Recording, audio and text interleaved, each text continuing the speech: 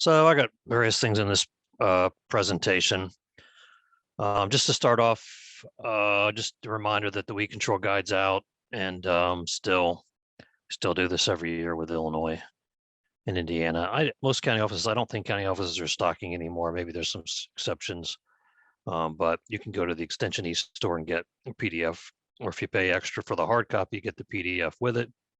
So just a reminder, we're in a year when things are there's a really weird availability and things aren't. And one of the things that's come up is if I'm looking for a specific active ingredient, what other product might I be able to get that in, even if I can't get what I'm looking for? And so just a reminder that, we have some resources in the back of the weed control guide, table 22, which breaks down herbicide premixes by what's in them. We don't have every possible generic premix in here, but we have, I think, a lot, and there's a couple other tables, so that can help you out. And this one breaks it down by equivalent rates, so you can kind of get a good comparison. So, and I will deal with the Enlist label changes right off. So I think everybody's probably up to speed on these by now.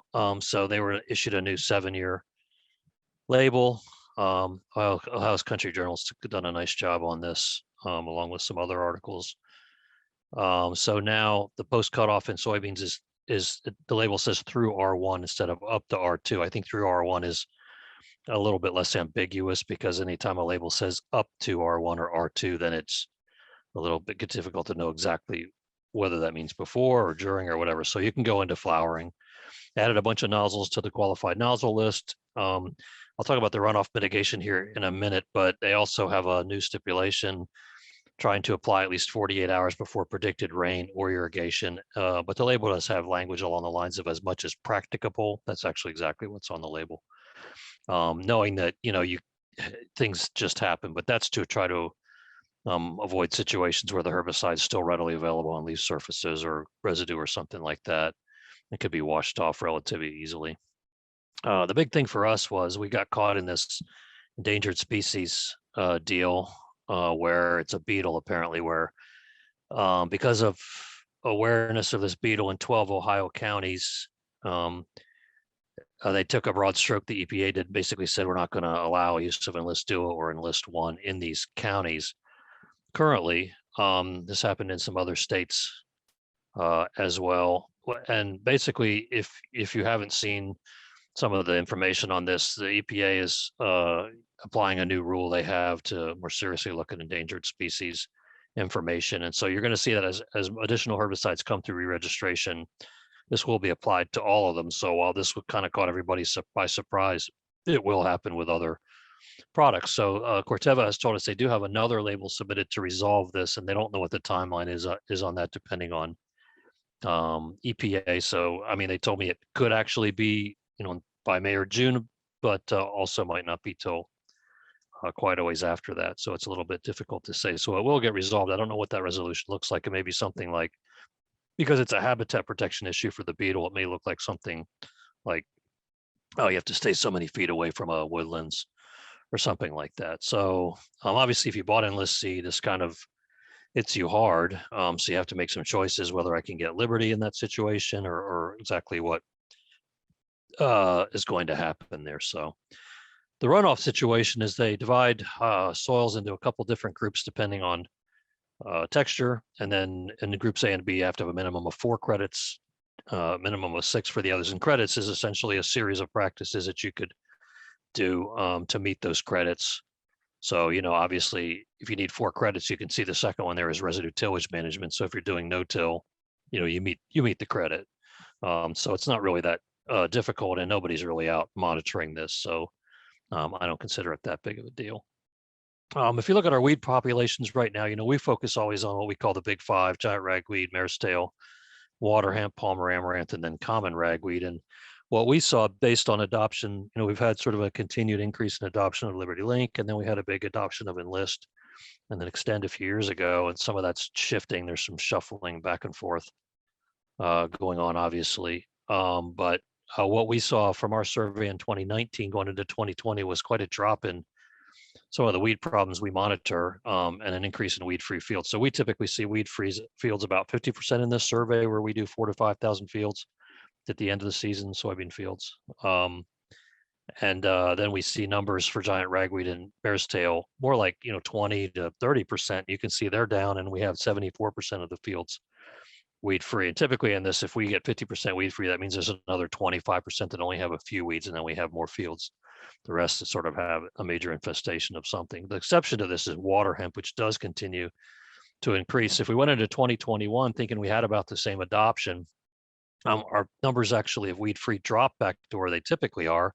And some of our other numbers came up a little bit. So it's a little bit hard to explain that. I guess it depends on what route we drive. And I mean, my perception was we had a pretty good year for weed control, but some of our county educators said not in their areas that had some tough issues. So our county educators do the same type of survey. They do 25 to 30 counties, depending on how many participate, because they just do a stretch of 100 fields, stretch of road that has 100 soybean fields on it or so.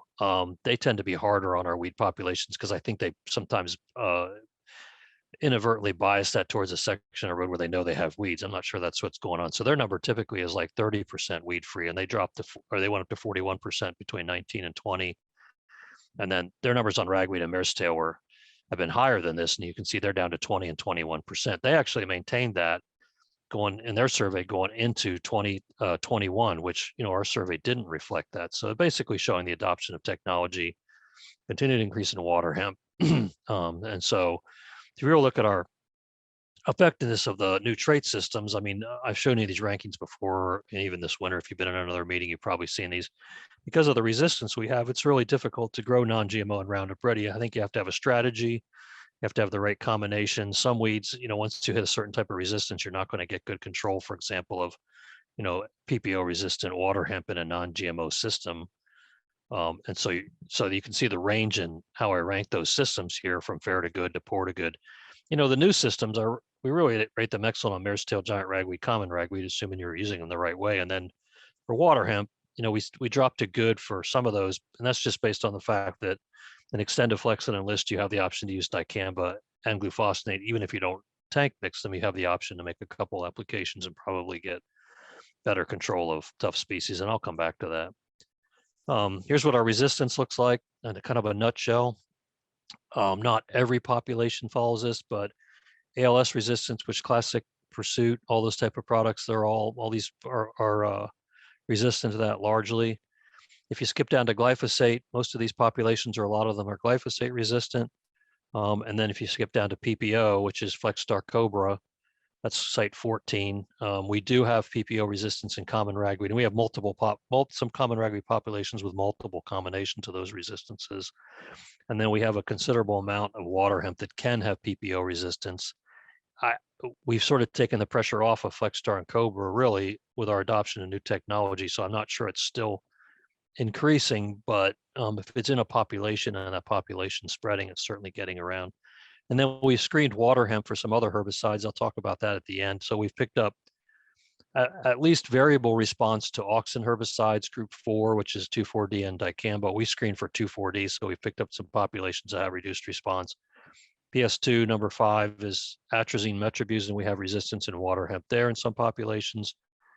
What we call probably resistance to acetamides like metolachlor and pyroxasulfone, and then also for HPPD like mesotrione. We definitely had populations that survived a use rate, and in some cases a higher rate than that. What we didn't do is follow through and look at heritability and dose response and things like that you need to do absolutely categorize resistance. But we definitely have picked up a trend where we have some populations with reduced response to those. And so when you come back to our rankings of those new systems, and I say, okay, they're excellent, they're good, or whatever, that assumes you're really using the right type of system. And especially in a year when certain products are in short supply, and there's a tendency to oversimplify. What that does for these weeds is start to reduce control to begin with. And these are really good weeds. They're a problem not just because they develop resistance, they have extended emergence, they have rapid growth, they do well in our tillage systems. So you have various things going on. So, what we consider to be the right system, all of these, the mare's tail and giant ragweed are almost always Burndown herbicides, so you have to do the right thing there. Common ragweed, maybe, depending if what you have and what's the time of planting. And then water hemp and palmer are not usually Burndown weeds, or if they are, they're just extremely small. We expect that, to get control of these, you need a spring residual in with a burn down. That's sort of non-negotiable for us. We don't really want to have that conversation with people about whether they use residual or not. And then all these are going to require a post component, and that's where those new systems come in. Some of the other differences here are that Marisdale does really benefit from a fall burn down, fall herbicide application. With the systems we have, the combination of a better burn down in some cases with a better post emergence, you don't necessarily have to have a fall application for Marisdale, but what happens there if you don't is it tends to put more pressure on your burn down herbicides. And then if you get late, it gets wet and things like that, you can start to struggle, I think. Giant ragweed, when you look at the post management, one of our big errors with giant ragweed is we only want to spray post emergence herbicides once. And now we have, 2,4-D and dicamba, which actually are effective in that. Liberty not quite as much in it. And it comes up into July. And so depending on the year and whether your pre-emergence herbicides worked, really the best way to reduce giant ragweed populations is with a second post.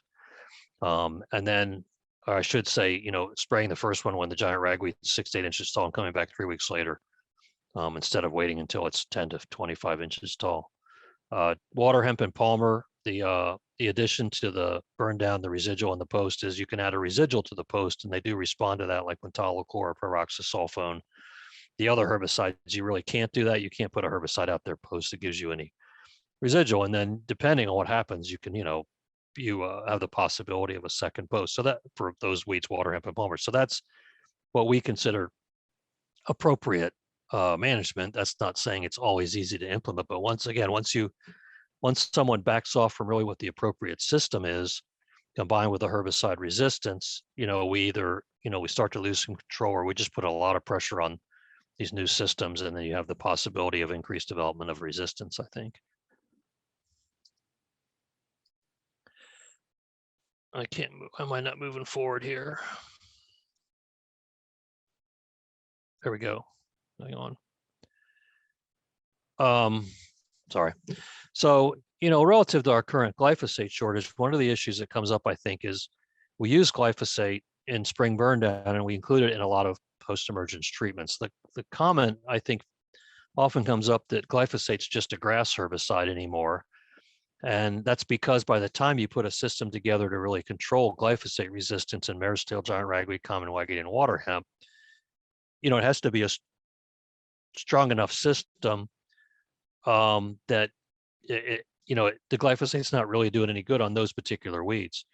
Now, glyphosate's out there for grass, it's out there for other weeds that can escape. If you have other perennials, it's helpful on those. So I think there's a thinking that, well, I could just swap in clethodim for post-emergence in the post-emergence for glyphosate. And that's probably true in a lot of cases. If everything works really well, these are the weeds that you have out there that, along with grass, that you're really trying to control. I would say that given that, if your residual doesn't work as well as it really should, then you're going to probably wish you had the glyphosate in there for some other weeds. And then in the burn down, I think glyphosate in the burn down is really still the broadest spectrum, best burn down herbicide we have. It has to be augmented for control of certain weeds. But really that's where you have more of an issue. And so, the comment's been made in the middle of this shortage or whatever's going on that, I really need to save glyphosate for the burn down. And I think I can do without it post. And I think that's in a lot of cases probably the right philosophy. Look at our burn down table.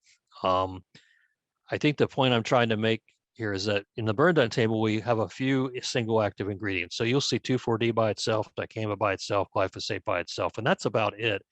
And even those are weak. So if you look at the 2,4-D or the 2,4-D plus dicamba lines and kind of go across to that right, some of the typical weeds that you see in a burn down situation, you see some misses. You see it with glyphosate, you see it with dicamba further down.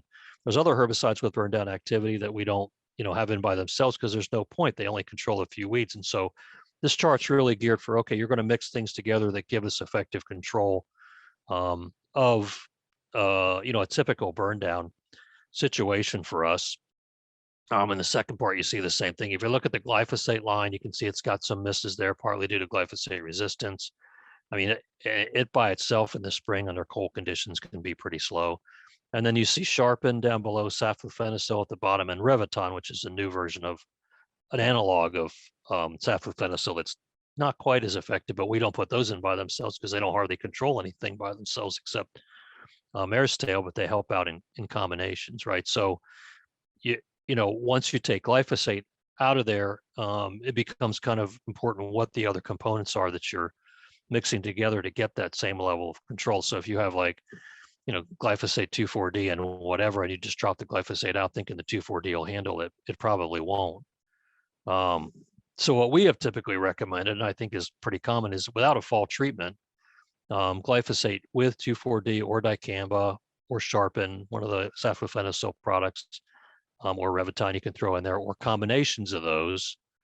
Really, they're not necessarily perfect. Glyphosate plus 2,4-D can still miss overwintered mare's tail and struggle with dandelion and things like that. The gramoxone 2,4-D metribuzin is a great mix, and I'm focusing on soybeans here, obviously. And then you can put glufosinate in there, but glufosinate by itself is kind of a rotten burndown herbicide for various reasons. But you know, with the right herbicides, it can work relatively well. So if you look at all the herbicides that actually have some burn down activity for beans, I mean, there's a bunch here. It's just that not one of them by themselves will really do what we need them to do. And so when you take glyphosate out of this, one of the things I think we need to think about is, okay, what kind of I want to still err on the side of complexity in my burn down. So, you know, am I going to be able to get away with just 2,4-D or dicamba? Probably not. But if I can add sharpen to that, saflufenicil in some way, you've got some activity from clemuron that's in canopy, like a canopy plus gramoxone plus 2,4-D can be a good mix. You've got some help from metribuzin by itself, some from imazethapyr, which is pursuit. So I think the burn down is a tougher place to take glyphosate out, and certainly we need to be thinking about what's our mix to get that level of control.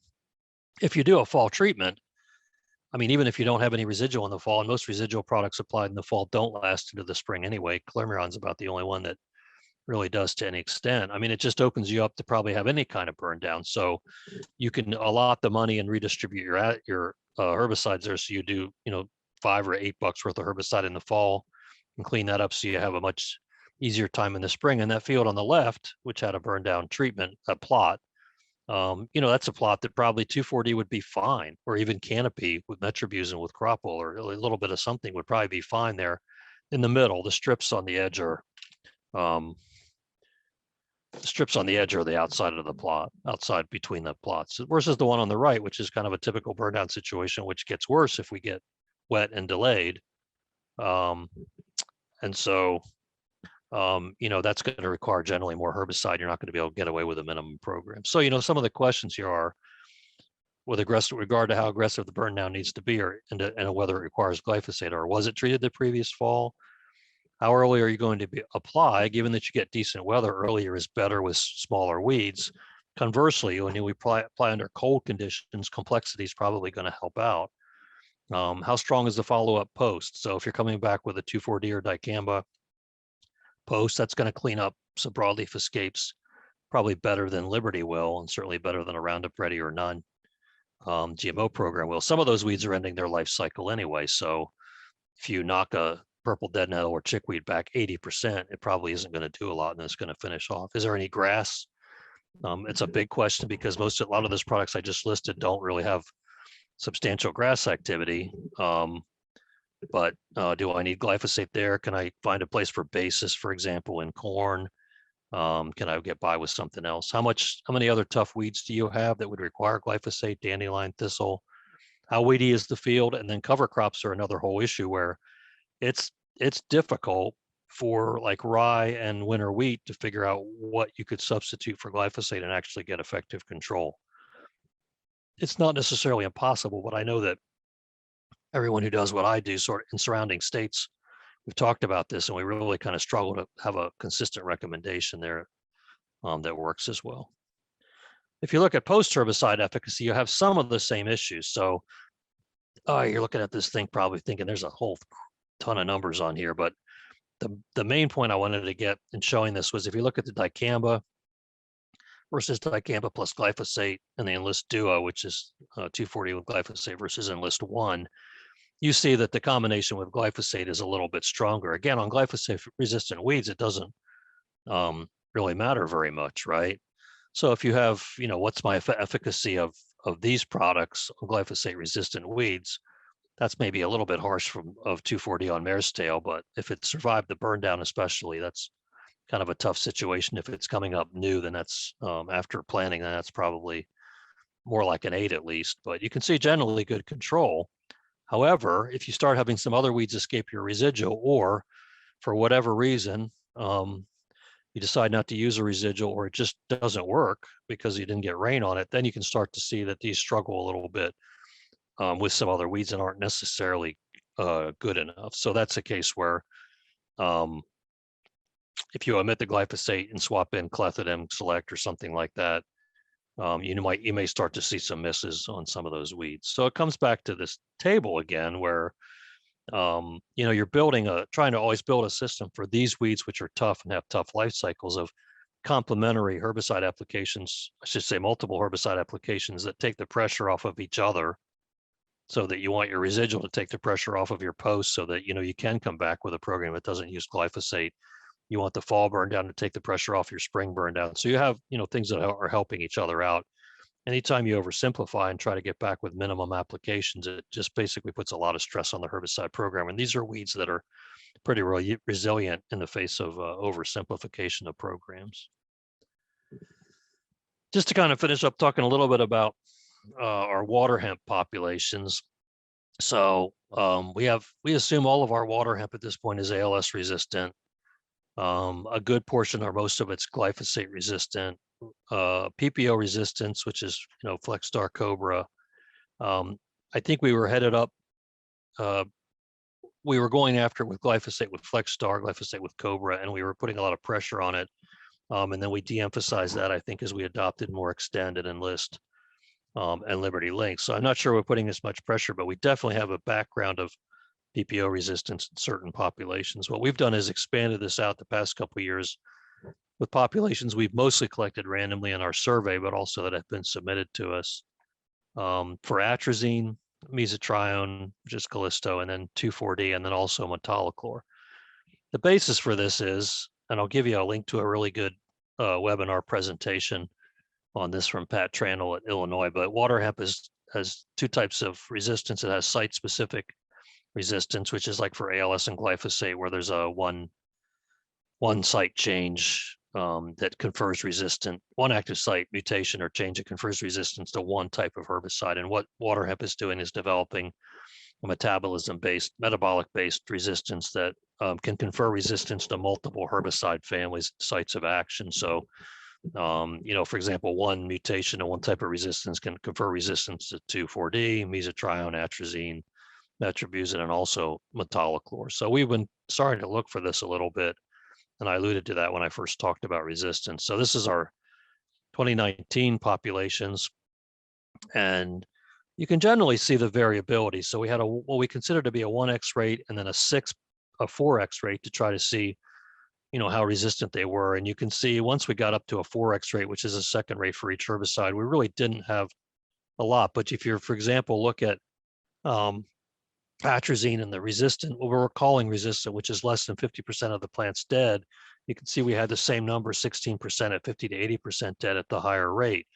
And so we're definitely seeing populations that are not as responsive, where you would start to see problems with control. Same thing with mesotrione. 2,4-D is a little bit more complicated. I think the 1 pound rate of 2,4-D is not equivalent to a 1 pound in the greenhouse, is not equivalent to a 1 pound rate in the field. So that is not necessarily, I think, representative. So the use rate's probably in the greenhouse is probably more like 2 pounds, but you still see some variability among populations. And then I'm not too worried about talking about the fomesafen here. We did another 19 populations in 2020, didn't find anything with mesotrione, found atrazine a little bit more, and also at least one population that had, or two that had survived, we called resistant at the 6 pound rate. Less at 2,4-D, right? So it's there, and we expect this to be variable. That type of resistance, one of the conclusions you'll hear from Pat Tranel in this webinar that I think everyone should watch is that once you have this type of mutation happening and this type of resistance, it's likely to be highly variable in what it confers resistance to. So you could have a population that is resistant to 2 or only one type of herbicide or one that has resistance to 4.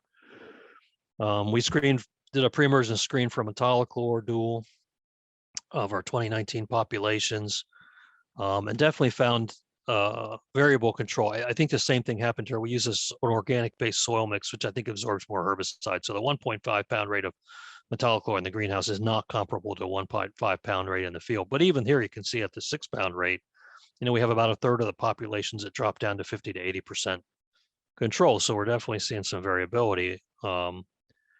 And if you look at our 2020 population, slightly lower numbers in that 50 to 80% control at the high rate, but generally still some variability. And so if you look at this, and here's an example of the variability I'm talking about, and it's really hard to predict this. So you could have a population that has pretty good pressure on it, like population 2, and just doesn't have resistance developing, or that farmer's not letting very much go to seed, right? And so you can see that it's still responsive to all these herbicides. And then you can have another one like population 7 here on the right, which has started to not respond to all the herbicides listed here. So you're going to definitely have problems with control with that population.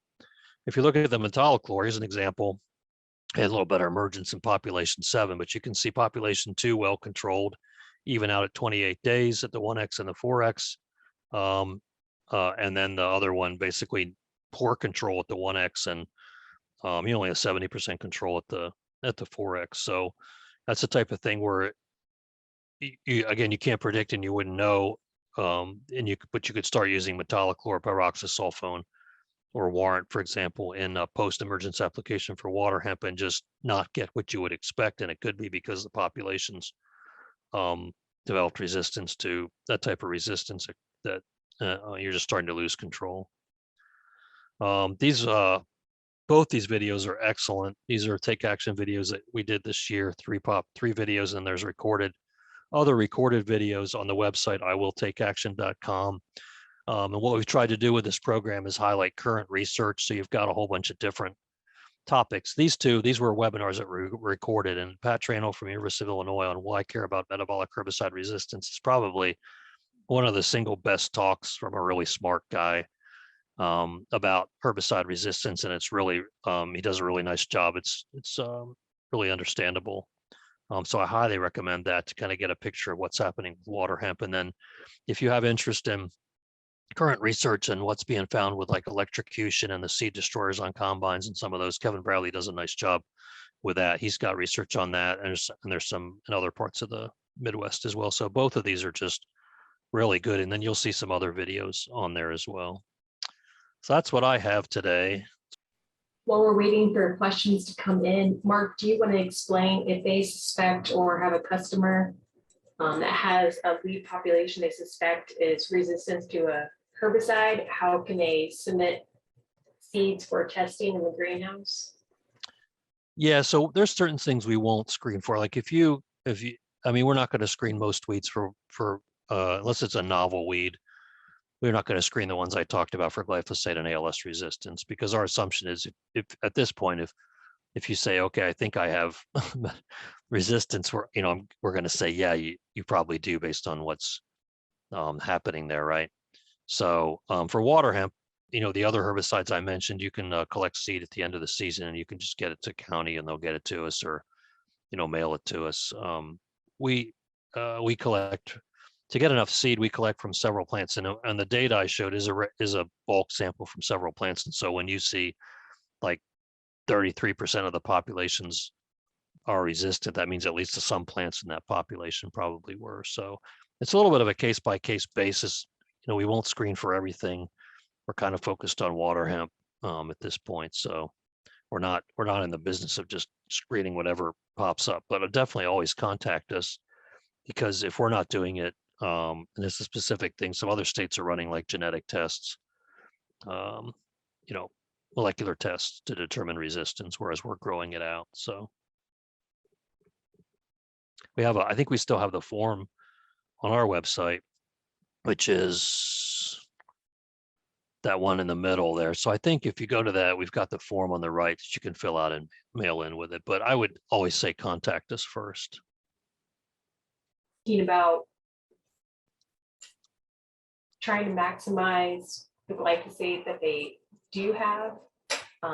Is there a rate where you wouldn't go any lower when you're trying to maybe cover more fields with the glyphosate that you do have? Yeah, so our rates have crept up for some resistance issues, and because it's generally been a cheap product. So, you know, you can, this is a case, one of the things that we do as growers, and I think consultants, not as much, but we decide in the winter what program we're going to use everywhere, and then it just goes on every field. And I know why this happens. This is a case where you could, you know, if you could get a look at your burn down fields, your fields for burn down at least sometime prior to that, and because there are definitely some no-till fields, for example, for burn down that don't have a lot of weeds in them, right? And then others that are kind of a mess, and that depends on when you spray. So I mean, I think if you're early and you have small weeds and you have 2,4-D or something with glyphosate, you're going to have something else that's effective with it if you're going to talk about dropping rates. And I think it mostly goes with something anyway. I would typically consider that 3/4 pound acid, which is 22 ounces. That's what the new Power Max is different. 32 ounces the generic, or what was 22 ounces of Power Max. So I would consider that sort of a baseline low. Now, if you did a fall application, or you just go in there and you have 2,4-D or dicamba with it, and it just doesn't look, there's hardly anything there, you might say, okay, I'm going to bump it back more than that. The post, if what you really have is mostly for grass control, you know, most grasses will die at about 11 ounces of Power Max or 16 ounces of glyphosate. I think we've picked up in a mix with Liberty, depending on conditions, you can occasionally get some antagonism. So the glyphosate, like on a barnyard grass, doesn't work as well as it should. But I mean, you got relatively small grasses, most of the typical ones, you could probably drop the rate to, I haven't, you can probably drop the rate. Having said that, you know, 2,4-D and dicamba both antagonize glyphosate a little bit. So I think you have to be a little bit careful about that. You know, for Enlist, they say keep the rate above the, oh, I'm thinking of clethodim, I'm sorry, late in the day. Yeah, so you could cut it back. You're gonna, I would say to like what we call 0.38 to 0.56 to just get grasses. In a lot of cases, you can cut it back to that. Yeah. But so that's like 16 ounces of a generic, or 11 of Power Max, that type of rate. But again, the thing with the Liberty is a bit of an issue depending on conditions with certain grasses. We do have a question in the Q&A. The question is, what is your opinion on older residuals like Prowl and Scepter for residual health on Waterhemp and Palmer? They are listed on the labels. Yeah, they are before, with not ALS resistant. So it depends on the herbicide, I should say. So Scepter's an ALS, so you're not going to get any help on pretty much all your Waterhemp and Palmer Amaranth with that. Prowl, yeah, Prowl has activity. Treflan still has activity. Prowl has the issue, you know, Prowl is basically a lamb's quarter pigweed grass herbicide. Its issue always has been it's a very water insoluble herbicide, and so you can have some cases where it doesn't get enough rain, or it's just not as good for that reason. But that, I mean, our ratings are valid for that, and certainly putting Prowl in with whatever other residuals you're going to use would help them out. Certainly, yeah. Scepter not as much. Scepter does have utility. So I don't know what the price is, but you can create, you know, a lot of the premixes that we have of Valor with Cremulon, Valor with Clarence Lamb, same thing with Authority. You can create, depending on the price of Scepter, you can create your own type of mix with that. So Scepter, we generally consider Scepter roughly similar to Clarion and Clarence Lamb, the classic and the first-rate components, those premixes for control of a lot of weeds. And so our ratings are still pretty good, but it's certainly not ALS resistant weeds.